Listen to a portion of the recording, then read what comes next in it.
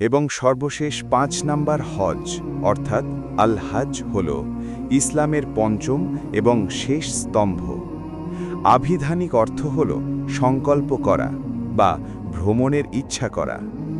শরীয়তের পরিভাষায় হজ হল আল্লাহর সন্তুষ্টি লাভের উদ্দেশ্যে আরবের মক্কা নগরীতে অবস্থিত কাবা শরীফ ও সংশ্লিষ্ট স্থানসমূহে নির্দিষ্ট সময় নির্দিষ্ট নিয়মে ইবাদাত সম্পন্ন করা।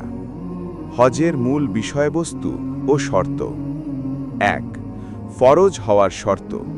এটি কেবল সেই সব মুসলিমদের জন্য জীবনে একবার ফরজ যারা শারীরিক ও আর্থিকভাবে সামর্থ্যবান এবং যাদের পরিবারের ভরণ পোষণের পর এই পবিত্র যাত্রা করার ক্ষমতা আছে।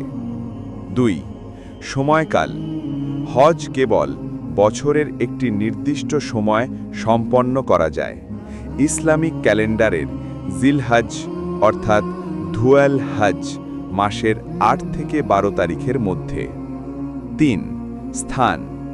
এর মূল কার্যক্রম মক্কা শরীফ, মিনা, আরাফাত এবং মুজদালিফায় সম্পন্ন হয়।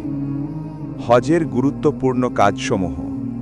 হজের প্রধান ইবাদতগুলো হল ইহরাম, হজের নিয়ত করে সেলাইবিহীন বিশেষ পোশাক ইহরাম পরিধান করা।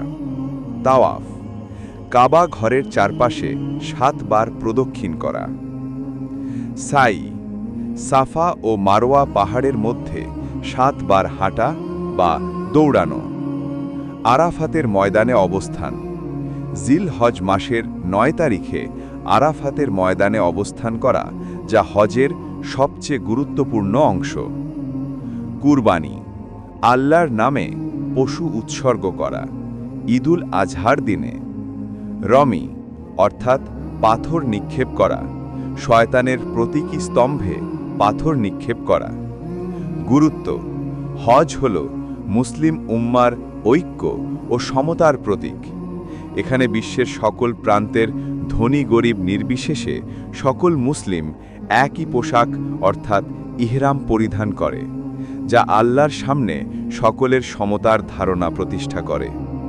এটি নবী ইব্রাহিম আলাইহিস সালাম এবং তার পরিবারের আত্মত্যাগের স্মৃতি বহন করে।